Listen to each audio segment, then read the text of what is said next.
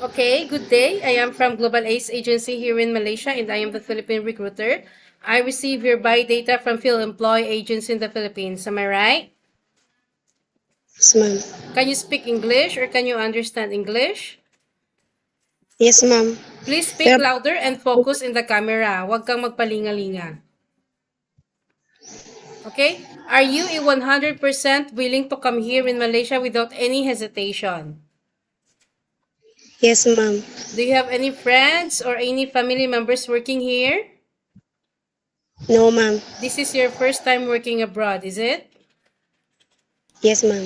Okay, our interview, this is recorded and it will be uploaded in our YouTube channel. But at the same time, your profile will be uploaded in our website. Do you agree? Yes, ma'am. What is your name? Angel Rose Vergara Abjan, How old are you?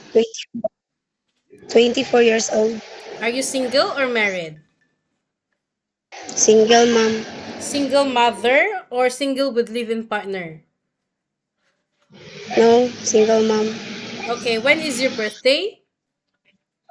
December 3, 1999. What is your height and your weight? 49, 5, 5, ang weight, Weight is 6, 5, 56. 6. 56. Okay. What is your religion? Catholic. What is your educational background? Undergrad, second year, How many children do high you school. have? 2, Okay, how many children do you have? 2, 7 years old, and 9 years old. Okay, so you are a single mother, correct? Yes, ma'am. Who will going to take care of these children once you come to work here in Malaysia? My mother. Is your family allow you to come and work here in Malaysia? Yes, ma'am. How many brother and sister do you have? 4, 4 brothers and 3 sisters. What is your rank in your family? Are you the eldest, the second, the third? 7. You're I, the I seventh. know. Okay. No, no. 7. No. 1. 6. You're Sorry. the sixth. Sorry, ma'am. It's okay. So, what about your mother and your father? How old is your mother? How old is your father? And what is their occupation? 58. My mother and his housewife. And my father is 62 and farmer. Okay, so in your by data, it was stated that you have a working experience as a housemaid in the Philippines way back 2019 to 2022 for 3 years, correct? Yes, ma'am. In which place in the Philippines this one? In Manolo, ma'am. Okay, so can you share it with me? What are your duties there to your previous employment? All around, all around, Okay, can you describe one by one? Can you indicate? Do you do house chores? uh, clean in one, in everywhere, ma'am. Okay, you clean the Tanan, house? Did you clean the house? yes, Did you cook? yes, ma'am. Uh, Did you cook yes, there? yes, ma'am. Did you do laundry and ironing? Yes, ma'am. Did you take care children? Yes, How I'm old? experienced. 2, 2 years old. 2 years old. Okay. So Angel, okay Angel, being a domestic helper is very tough. Okay, you cannot easily go back home because you will sign a 2 years contract. If you miss your children, you miss your family, please be reminded that you cannot go back easily because you signed a 2 years contract. Okay. Yes, ma'am. So, if you breach your contract, you break your contract, you will have a consequences. You need to pay your employer and at the same time the agency.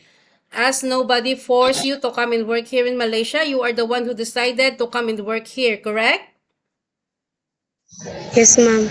Yes. So are you ready? Are you ready to prepare or are you ready for any task that the employer will be given to you? Yes, ma'am. Are you really sure that you wanted to work here abroad or here in Malaysia? Yes, ma'am. Are you sure And or are you just playing only? no, ma'am. You want to work? I'm sure.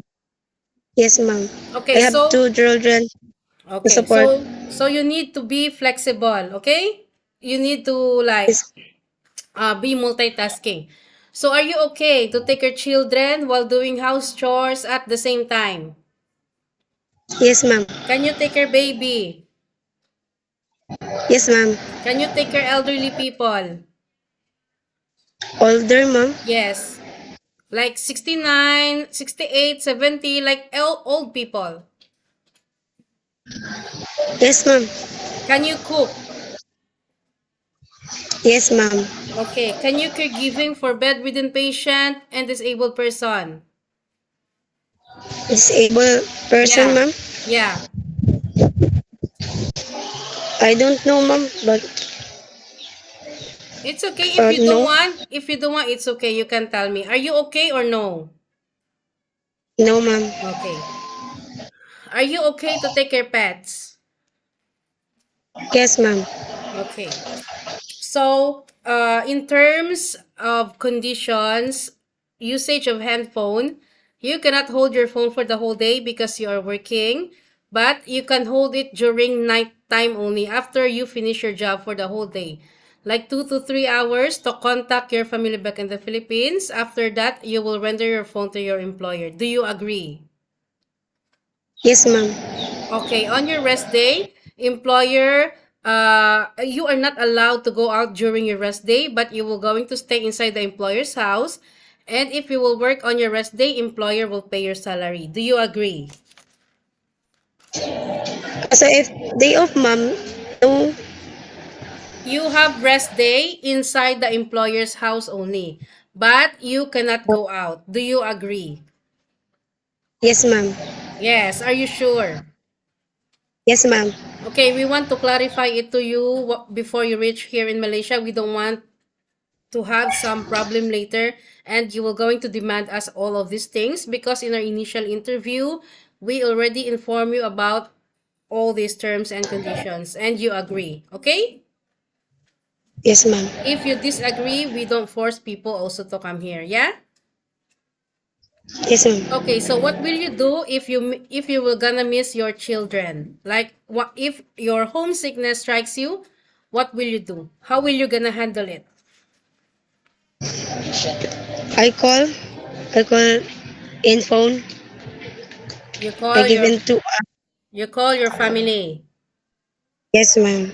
Okay, so my last question is, why did you choose to come here in Malaysia? Why you didn't choose go Singapore? Wait, wait lang, mama.